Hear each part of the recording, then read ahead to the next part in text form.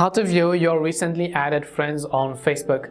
Hi everyone, welcome back to our channel. I am Bimo from The Solution Guy, and in this guide video I'll show you the way as to how you can find and view your recently added friends based on the newest. But before we get started with this video, if you are new to our channel, then make sure to leave a like and hit that subscribe button. Without any further ado or delay, let us get started with today's video.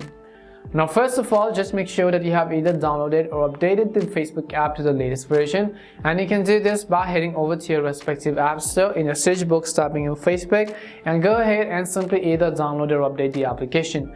Once you have updated the Facebook app, I want you to go over and then simply open it up. The next thing you want to make sure is that you are logged into your account, and after you are logged in, well, you can basically see that this is how it is actually going to look like.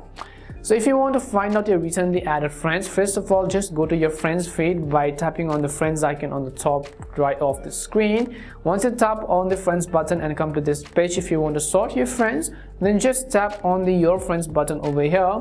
As you tap on the your friends button, basically you'll be able to see a list of friends in a random order. And if you want to sort them by friends, well, it's very simple. Just tap on the sort button which you see on the top right corner of the screen. Select the option called newest friend first. So what this does is that it is going to actually show you a list of all of the recently added friends based on the recent ones over here. So as you can go ahead and check them one after another.